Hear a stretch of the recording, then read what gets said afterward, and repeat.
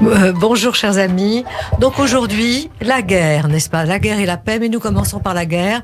Dans notre série nouvelle, cher François, sur des questions contemporaines, évidemment, il y a l'actualité de la guerre en Ukraine. Alors, en Europe, il faut bien le reconnaître, depuis la Seconde Guerre mondiale, il y a eu bien sûr des effets de guerre, n'est-ce pas? En particulier toutes les guerres coloniales, mais un effet direct sur notre niveau de vie, sur notre façon de vivre et de penser, au fond, la paix, la société, peut-être pas. Donc voici, au fond, les questions. Comment faut-il aujourd'hui penser la guerre? Existe-t-il des guerres justes? Que signifie le retour de la guerre? Et pour répondre à ces questions, nous commençons par un texte d'un grand théoricien de la guerre, Karl von Scholtitz. Et nous écoutons notre Clausewitz, excusez-moi. Excusez-moi. Et nous écoutons notre ami Alexis Lacroix. La guerre est un combat singulier, une image qui permet le mieux de se représenter le nombre à déterminer de combats dont elle se compose. La guerre est un acte de la force par lequel nous cherchons à contraindre l'adversaire à se soumettre à notre volonté. La force est le moyen, tandis qu'imposer à l'adversaire notre volonté reste le but. La guerre n'est que la continuation de la politique par d'autres moyens. La guerre devient non seulement un acte, mais aussi l'instrument même de la politique qui, en ayant recours, suit son œuvre par d'autres moyens. La guerre ne conserve absolument pas de son caractère originel que les procédés qui lui sont propres, l'art militaire et le commandement en chef, sont en droit d'exiger de la politique, que la direction qu'elle suit, les résultats qu'elle vise ne contrarient pas le moyen de l'instrument qu'elle emploie. Si grande que soit dans certains cas la portée de cette exigence, elle ne peut cependant jamais imposer aux objectifs politiques que quelques modifications sans pour autant les remettre en cause. Il constitue le but et la guerre, qui n'en est que le moyen, ne peut, en aucun cas, se passer d'eux. Karl von Clausewitz pensait la guerre.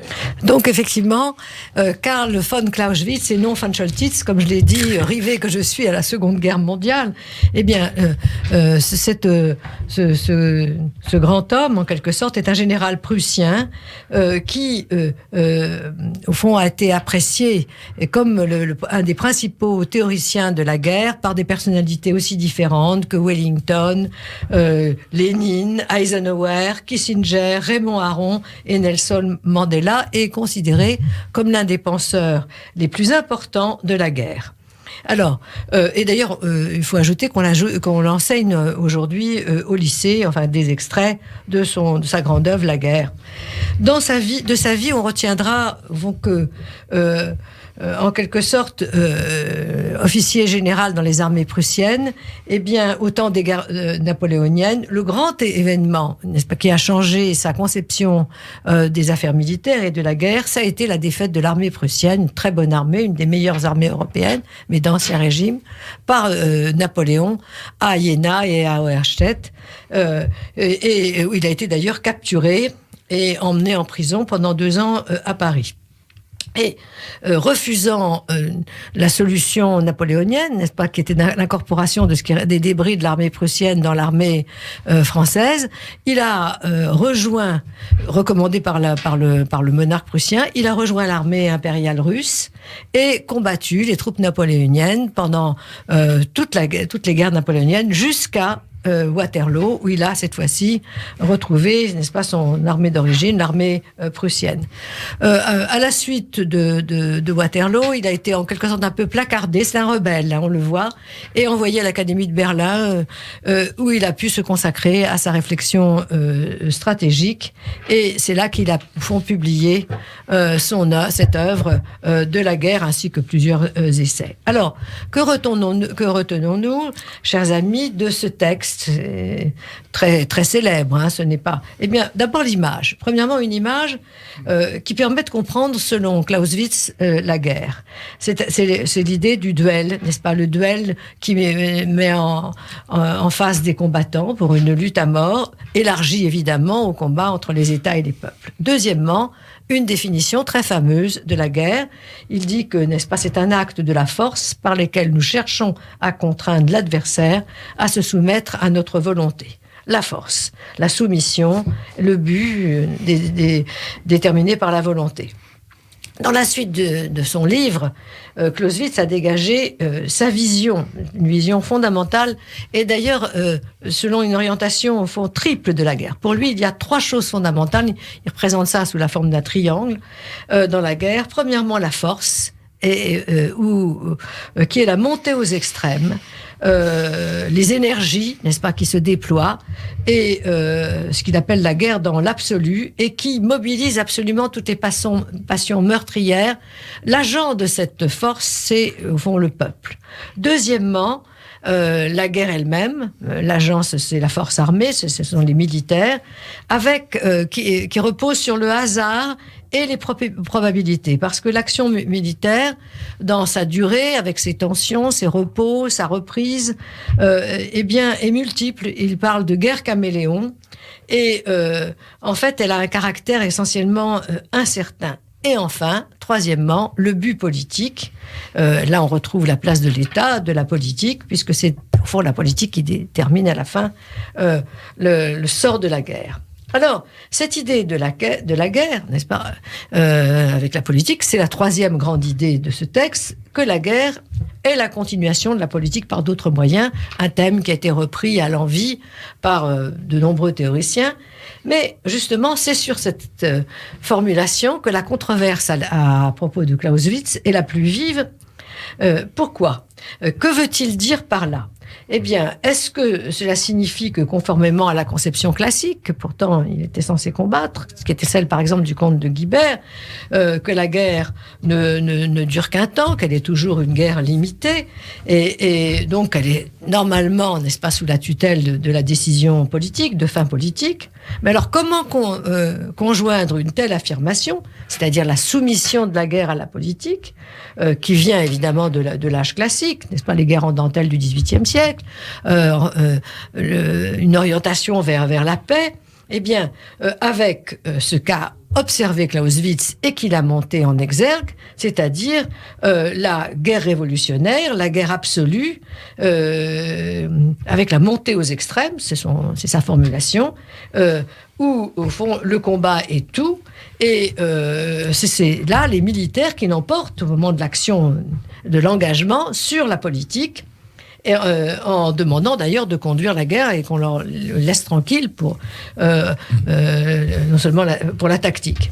Eh bien, je dirais que le génie de Clausewitz a éclaté dans la solution qu'il a apportée à cette contradiction apparente, d'ailleurs qu'a très bien dégagé dans son livre remarquable Raymond Aron, Penser la guerre, c'est que, au fond, la solution, elle se trouve dans l'observation selon laquelle la guerre se poursuit dans le temps, n'est-ce pas ? La guerre est dans la finitude, et que dans le temps, eh bien, on voit non seulement des tensions et des repos, mais les forces qui s'équilibrent. La force et la faiblesse finalement se font face, et il y a eu une désescalade de cette montée aux extrêmes. Et on le comprend, et plus exactement, on peut dire que Clausewitz l'a compris quand il s'est intéressé à la fin de l'entreprise des succès militaires de Napoléon. Si vous voulez, les succès de l'armée napoléonienne étaient ceux d'une guerre révolutionnaire qui mobilisait tout le peuple, n'est-ce pas, toutes les forces du peuple, mais qui ont quand même été battus par le combat de la nation russe pour sa libération, son émancipation. Et c'est la dernière idée que Clausewitz a développée. Il y a toujours un avantage de la défense sur l'attaque. Oui. L'approche défensive est plus forte que l'approche offensive, même si la défense ne sert qu'à préparer l'offensive ultime. Alors, pourquoi ? Eh bien, dit-il, parce que dans la défensive, vous avez un peuple qui est sur son territoire, qui peut mobiliser justement toutes les ressources de son territoire, mais aussi qui peut mobiliser toutes les forces morales du peuple, n'est-ce pas, du peuple qui se bat pour sa survie. Finalement, selon Clausewitz, la guerre qui l'emporte, c'est la guerre menée par le peuple et la nation pour la liberté et ses droits. Autrement dit, la guerre impériale, eh bien, est vouée à l'échec. Malgré lui, malgré son temps, n'est pas marqué par le surgissement du romantisme et du pangermanisme, d'une certaine façon, Clausewitz est demeuré un classique, Il ne pense pas comme le pensera Hegel, que la guerre est le plus grand moment de la vie des peuples. Il ne pense pas comme Engels que la violence est la locomotive de l'histoire. Il pense encore moins comme Carl Schmitt que la politique est ce qui sépare l'ami de l'ennemi. Et donc, loin au fond de la guerre dans l'absolu, eh bien, il faut comprendre la guerre réelle. Et dans la guerre réelle, eh bien, les empires sont, selon lui, défaits. Alors, de là nos questions. Premièrement, à vous, cher Alexandre, comme à notre habitude, est-ce que, au fond, Clausewitz nous permet de comprendre le présent, c'est-à-dire ce qui se passe aujourd'hui en Ukraine, et, au fond, le peuple ukrainien face à l'Empire russe? Que nous dites-vous là-dessus? Moi, je pense que oui. Clausewitz est un des grands penseur de l'humanité. Il a survécu à des régimes politiques très différents et il n'a cessé de garder son autorité et je dirais sa puissance de déduction. Donc oui, c'est un des grands classiques de la pensée et d'une pensée pas seulement militaire mais philosophique. Alors maintenant, pourquoi Clausewitz a-t-il eu cette espèce de privilège tout à fait étonnant et dont il a été lui-même mal équipé pour y faire face parce que il avait des doutes. Il n'a d'ailleurs pas publié l'intégralité. Sa femme qui a publié son livre. Oui, elle a été, oui, c'est une publication posthume. Oui. Alors sans doute la première partie est-elle plus puissante, mieux servie que les autres. Mais en fait, toute la pensée de Clausewitz est intéressante, même ses opuscules qui sont le récit de telle ou telle guerre, et qui toutes reflètent la même acuité de pensée et la même volonté d'analyse. Alors maintenant, deuxièmement, pourquoi Clausewitz? Et là, je pense beaucoup aux pages lumineuses que lui a consacrées Raymond Aron. Oui, c'est un livre remarquable, hein, il faut le dire et le redire. Mais oui, certainement. Penser la guerre. C'est un des meilleurs livres, un des derniers de Raymond Aron, et sans doute un des plus pensés sur une question qui l'a obsédé, puisque quand même, il a été dans l'anticipation par rapport au général de Gaulle, puisqu'il s'est rendu en Angleterre de son propre initiative avant l'appel du 18 juin. Ensuite, évidemment, comme il avait un caractère difficile, comme le général d'ailleurs, ils se sont pas entendus sur tout. Ils avaient beaucoup d'estime et ils parlaient de leurs enfants qui avaient des difficultés. Et ça les rapprochait sur un plan humain. Mais sur un plan politique, non. Même le pauvre Raymond Aron a cru que Giraud était finalement mieux équipé. Je sais pas comment il est arrivé à cette conclusion. Mais revenons à Clausewitz. Alors, toujours est-il que Clausewitz, pour lui, et le penseur classique. Et pourquoi? Parce que je dirais, pour dire les choses simplement, nous avons une pensée dualiste, le 2 dans le cartésianisme, qui comporte d'ailleurs de réelles vertus. Mais ceux qui commencent avec Kant, les trois critiques, c'est une pensée ternaire, trois moments. Et cette pensée ternaire, bien entendu, nous le savons par les témoignages et par sa propre autobiographie, enfin, ce qui en tient lieu, que Clausewitz, une fois rentré à Berlin, a lu intensément toute la philosophie kantienne et était fasciné par la philosophie kantienne. Que puis donc il y a la raison pure, la raison pratique et la critique du jugement, le troisième. Alors simplement là par contre le jeu a été un petit peu battu parce que nous avons une raison pure. La raison pure, c'est dire que la guerre et la violence, la survie, elle va toujours jusqu'au bout et bien entendu la guerre dans l'absolu, comme cela dans l'absolu, et bien entendu, on ne peut comprendre son livre comme une critique en acte de toute la philosophie napoléonienne, pour montrer que Napoléon, c'est l'absolu. Nous en savons quelque chose. Ou la guerre révolutionnaire. Nous avons même hérité de la comédie française, parce que Napoléon travaillait tout le temps, d'un décret qu'il a signé à Moscou, déjà dans l'effroi et les frimas. Mais en tout cas, oui. La guerre absolue, la guerre va jusqu'au bout et dans son jusqu'au boutisme, Napoléon est allé jusqu'à l'impossible, jusqu'à Moscou. Et puis un retour, bien sûr. Et c'est comme ça que la bérésina est devenue bériosine, un vocabulaire entraîne le vocabulaire français, pas dans un bon terme. Pourtant, les lanciers polonais ont sauvé à ce moment-là Napoléon, qui aurait pu aussi périr dans les flots. Alors, deuxièmement, ça c'est la raison pure. La raison pratique, c'est justement... L'armée, vous voulez dire ? Non, la raison pratique, c'est justement la limitation. C'est la nécessité de sortir de la guerre.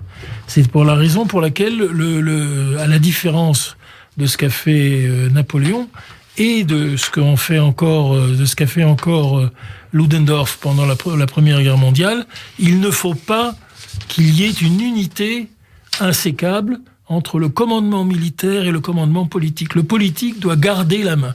Oui. Et c'est la raison pour laquelle, bien entendu, c'est parce que Guillaume II avait quasiment été déposé au profit de Ludendorff, que la guerre s'est appesantie, alors que finalement, Guillaume II, aussi surprenant que soit, aurait probablement voulu une paix sans vainqueur ni vaincu beaucoup plus tôt. Et le troisième terme ? Et bien le troisième terme, c'est la critique du jugement, c'est-à-dire qui nous est permis d'espérer comment. Et alors c'est là où nous arrivons effectivement à ce que vous avez très justement souligné, le temps. Laisser le temps au temps, comme aurait dit Mitterrand, dans d'autres circonstances. La finitude. C'est-à-dire ce que Clausewitz, plus précisément, appelle le point extrême de l'offensive. Le point où les problèmes logistiques, qui deviennent insupportables, amènent à un retournement, et où le vainqueur devient vaincu. Ce point extrême de l'offensive, c'est ce que la critique du jugement téléologique, mais aussi d'un jugement moral, il faut arrêter la guerre quand il est temps, permet finalement de mettre le mort à ce cheval au galop et finalement de l'arrêter sur un point. Et à ce moment-là, nous avons des guerres qui ne sont plus illimitées. C'est ce que les Américains, après l'ivresse de 1945, ont compris petit à petit, d'abord en Corée, où la guerre a été arrêtée à mi-chemin, et au Vietnam, où elle a été trop tard, mais complètement avant. Merci beaucoup, Alexandre. Est-ce que vous êtes d'accord, François, avec cette lecture kantienne du texte, de la pensée de Clausewitz ? Je n'y avais pas du tout pensé, mais ça fait réfléchir. Moi, voilà à quoi j'ai pensé, ayant lu et vraiment admiré le livre de Raymond Aron, qui est d'une clarté classique. Parfaitement, il a tout lu. Parfait, il avait tout lu. Très éclairant. Je dirais même que c'est un de ses livres les plus achevés. Oui, absolument. Alors, il insiste beaucoup sur le fait qu'il y a des guerres à ne pas entreprendre. Alors, pourquoi est-ce qu'il y a des guerres qu'il ne faut pas entreprendre ? Moi, Kant d'accord, Hobbes distingue état de guerre et état de paix, ce qui n'est pas la même chose que de distinguer la guerre et la paix. La tendance à la guerre habite l'état de guerre. La tendance à la paix habite l'état de paix. Or, l'idée que la politique l'emporte sur la guerre, c'est cette idée qu'une guerre qui ne débouche que sur un état de guerre ne doit pas être entreprise. Alors, j'en donne un exemple qui n'est pas la retraite de Russie. Il est parfaitement clair que Napoléon, d'ailleurs Stendhal dit au fond, le génie de Napoléon est militaire et il n'est pas du tout politique. Bon, il fallait pas y aller. Bon, là, le militaire l'emporte sur la politique. Ah bah ça oui. C'était déjà un bel exploit d'aller jusqu'à non, Moscou. c'est encore autre chose, parce que non, mais chez Napoléon, je dis côté militaire, dans la retraite de Russie, dans la campagne de Russie, précisément, il s'agissait d'une armée extrêmement disparate, essentiellement, si on veut, composée de pièces et de morceaux, empruntées à tout le monde, mais laissons ça. Mais il y a pire. Napoléon s'est lancé, par défaut de génie politique, dans une guerre d'Espagne qui a duré pendant tout son règne. Or, ça n'a été qu'un état de guerre, pas seulement des guerres, parce qu'il avait vaincu militairement, si on peut dire. Pas tout à fait. Mais en tout cas, il a débouché sur un état de guerre permanent, c'est-à-dire sur quelque chose qui n'était pas souhaitable du point de vue militaire. Et c'est d'ailleurs, si tu me permets, c'est précisément l'idée de la guerre de guérilla, le premier à l'avoir analysé comme tel. Le terme est espagnol. C'est déjà Clausewitz. Ça nous reproche quand même de la question du jour, à savoir est-ce qu'il faut mener une guerre. Non, est-ce qu'il faut écraser l'Ukraine militairement, étant donné que ça risque de donner un état de guerre qui s'étendra vraisemblablement au-delà de l'Ukraine même, et qui ouvre, si on veut, des perspectives cauchemardesques dans l'ensemble de l'Europe de l'Est, si on veut. Voilà. Déjà la Biélorussie. Oui, c'est ce que j'ai compris en lisant les analyses de Raymond Aron, qui souligne que précisément une guerre peut être gagnée, mais en fin de compte perdue, parce qu'elle ne débouche pas sur une paix souhaitée. Oui. Voilà. Oui, merci François. Alors, nous sommes dans l'actualité, cher Alexis. Est-ce que vous croyez aussi que, au fond, la pensée de Clausewitz, qui quand même se démarque entièrement des conceptions romantiques qui ont tellement été toutes puissantes au XXe siècle, de la révolution, d'une guerre révolutionnaire, d'une montée aux extrêmes, de la guerre dans l'absolu, et qui revient à une pensée plus classique, alors qu'on est en plein, de son temps, en plein développement du pan-germanisme.